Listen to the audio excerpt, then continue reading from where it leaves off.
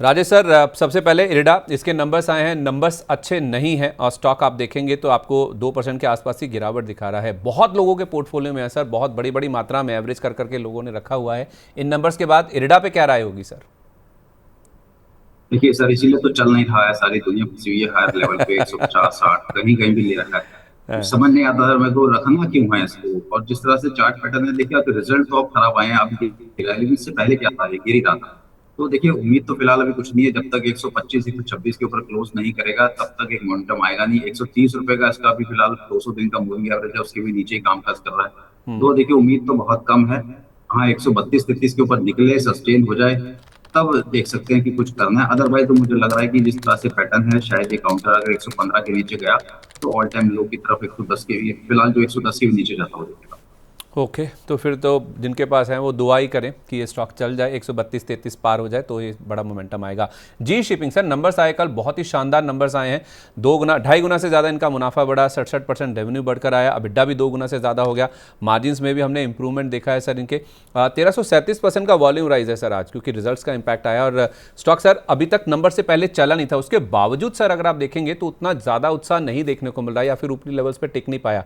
जी shipping में क्या करें सर? ये जो गिरावट है क्या इंडिकेट कर रही है कि ये नंबर से पहले या उससे पहले बहुत बड़ा रनअप ऑलरेडी आ चुका है? नहीं नहीं, बहुत बड़ा रनअप तो नहीं आया। अगर मैं इसको काउंटर में देख रहा हूँ तो फिलहाल पिछले 3 महीने पहले काउंटर 1800 तक के आसपास भाव था। अभी 1430 है। 23 का सपोर्ट है, 1420-25 का सपोर्ट है। और 1290 एक ऐसा लेवल होगा जो शायद ये होल्ड करेगा जिस तरह के नंबर से। तो अब 1430 के आसपास चल रहा है। किसी भी गिरावट को यहाँ से भी बाय कर सकते हैं। 1290 क्लोजिंग बेसिस का स्टॉप लॉस, और टारगेट फिर से आप मानिए कि 1500 1550 ऊपर में दिख जाएगा। 1290 का स्टॉप लॉस, 1500 1550 का आप कह रहे हैं कि टारगेट आ जाएगा। कहां पर लेना है सर? सर अभी 1430 चल रहा है, यहाँ ले लो। या फिर नीचे अगर 1370 मिलता है वहां ले लो, कहीं भी ले सकते हो। बस 1290 का स्टॉप लॉस ध्यान में रखना।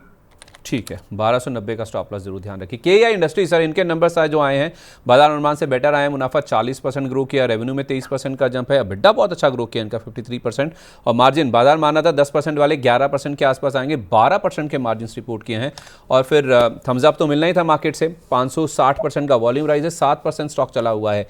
के आई इंडस्ट्रीज में सर एक समय तो कंसर्न्स काफ़ी ज़्यादा रेज हुए थे, लेकिन उस दौर से ये काफ़ी अच्छा निकल के आ चुका है। चार्ट को आप 6 महीना कर देंगे ना तो समझ आ जाएगी। तो केईआई इंडस्ट्रीज में सर और अपसाइड है यहां से? बिल्कुल है, ये 5800 भी क्रॉस करेगा। एक्चुअली पूरा सेक्टर बहुत अच्छा कर रहा है। सभी स्टॉक जितने भी हैं, चाहे आर काबिल हो, पॉलीकैब हो, राम रत्ना वायर हो, केईआई, सभी एक बहुत अच्छा कर रहे हैं। और अब धीरे धीरे हम रियल एस्टेट के अंदर भी अगर कुछ बाउंस बैक देखते हैं तो यहाँ से तो सीधा सीधा इम्पैक्ट इनको भी लगेगा। मेरे हिसाब से तो काउंटर बाय एंड होल्ड है। ऑल टाइम हाई भी क्रॉस करता हुआ दिखेगा। अभी के लिए स्टॉक लॉस आपका 4800 का बनता है। होल्ड करके चल सकते हैं, किसी भी टिप पे ले भी सकते हैं। ठीक है, ओके, परफेक्ट है। तो ये राय आ गया आपके लिए KEI Industries. Doms Industries sir, इसके नंबर्स डिसअपॉइंटिंग है। मुनाफा 22% गिरा है, रेवेन्यू में भी ड्रॉप है 19% का, अबिड्डा भी गिरा है और मार्जिन्स भी श्रिंक हुए हैं 17.6% वाले।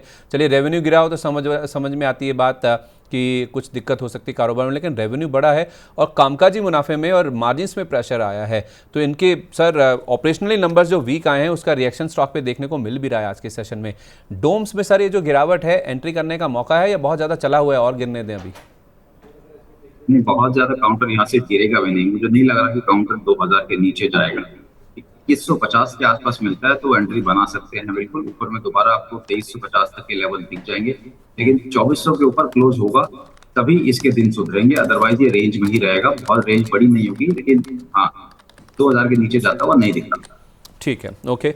RBA sir, restaurant brands Asia, जिसे हम पहले बर्गर किंग के नाम से जानते थे, इनका जो घाटा है ना वो घाटा कम होकर आया, वो अच्छी चीज़ है। जो 42 करोड़ के आसपास था 28.3 करोड़ के आसपास आया। अब घाटा कम होने से स्टॉक में इतना ज़्यादा उत्साह है कि थोड़ी देर पहले जब मैंने देखा था 11 साढ़े 11% के आसपास का अपमूव था। लॉस मेकिंग एंटिटी है सर, कब मुनाफे में आएगा पता नहीं है, लेकिन बाजार उत्साहित है। आज 11% के आसपास का अपमूव है। जिनके पास है वो बुक कर लें, अच्छा मौका है। नहीं, देखिए एक डिस्क्लोजर है। कल दूसरे चैनल पे मैंने ये 70 रुपए पे रिकमेंड किया था। टारगेट दिए थे 100 रुपए के प्लस के।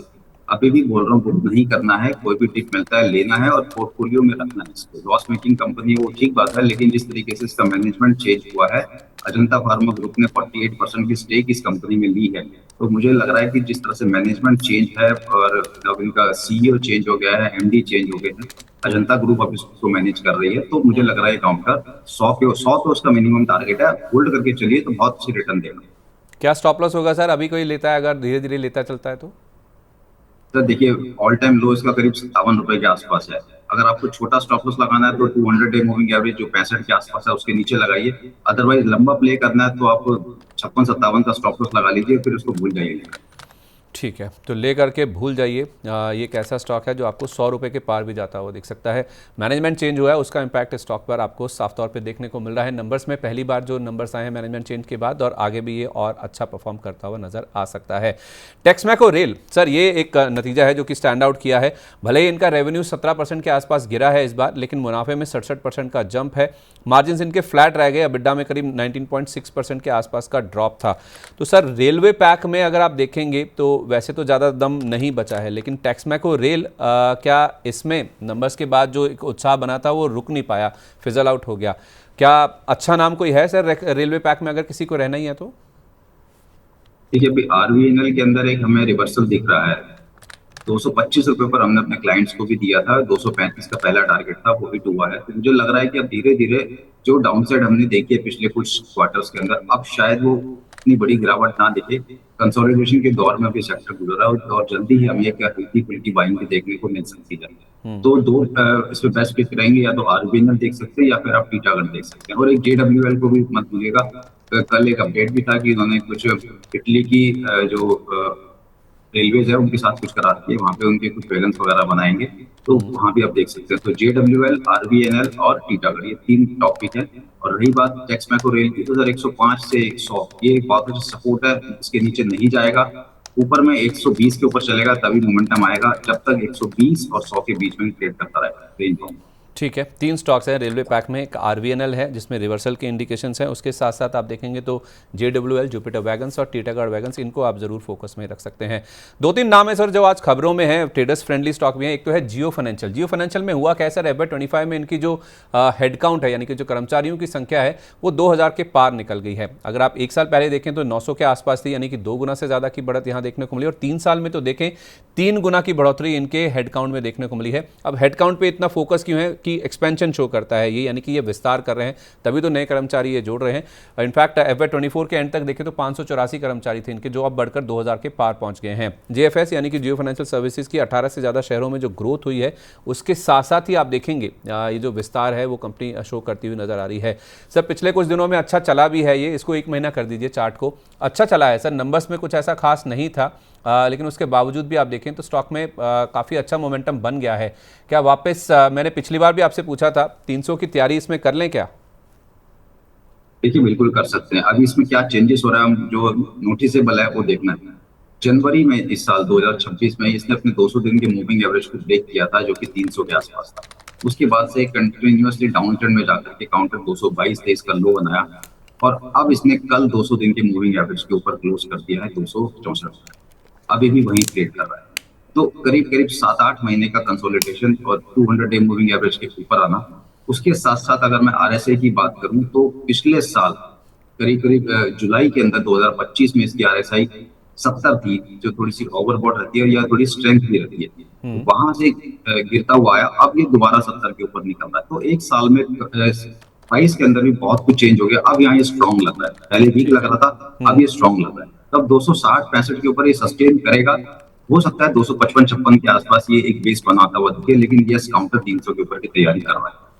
ओके, 300 के ऊपर की तैयारी शुरू हो रही है। 260% के ऊपर टिक जाए जिन लेवल्स के आसपास फिलहाल ये है, तो फिर हो सकता है कि इसमें 300 की जो तैयारी है वो भी आपको होती हुई नजर आए। 2 ब्लॉक डील्स हुई हैं सर, एक पेटीएम में और मीशो में। दोनों कल शाम को पता था इस चीज़ का कि कुछ बड़े जो प्लेयर्स हैं वो निकल रहे हैं।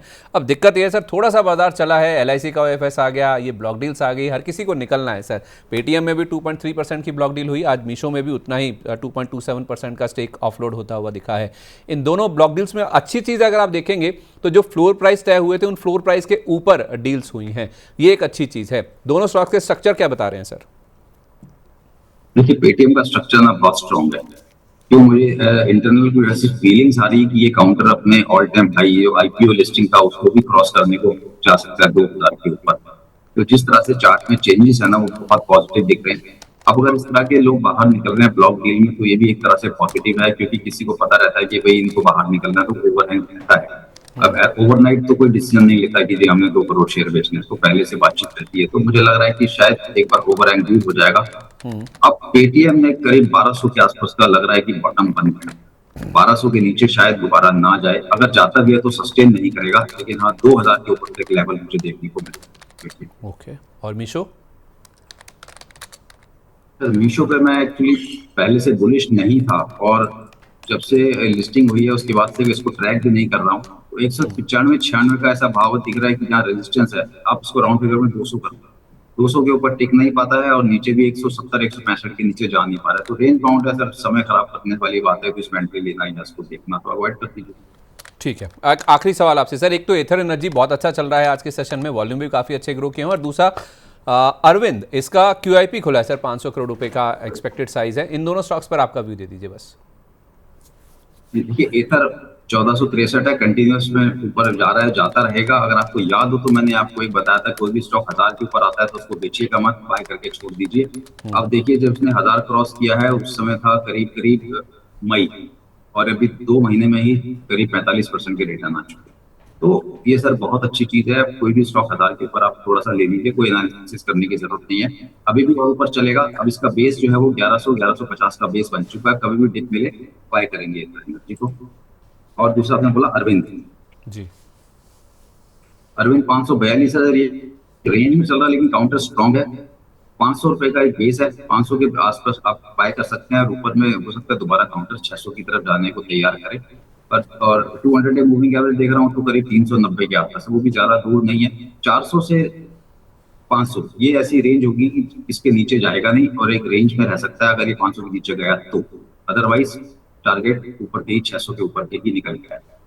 चलिए ठीक है, बहुत शुक्रिया आपका राजेश जी, आज अपना कीमती समय देने के लिए। जिन भी स्टॉक्स पर काउंटर्स पर चर्चा हुई सर, उनमें कोई डिस्क्लेमर? जी, कोई देखिए पर्सनल कोई होल्डिंग नहीं है, क्लाइंट्स को इसी लाइन पर हम रिकमेंड करते रहते हैं, उनकी पोजीशन हो सकती है। कोई भी ट्रेड लेने से पहले अपने वित्तीय सलाहकार की राय ले ले। आरए का रजिस्ट्रेशन या एनएसएम सर्टिफिकेशन किसी भी तरह की प्रॉफिट की गारंटी नहीं देता, अपने रिस्क को मैनेज करके चलते हैं। बहुत शुक्रिया आपका sir, wish you a very good day.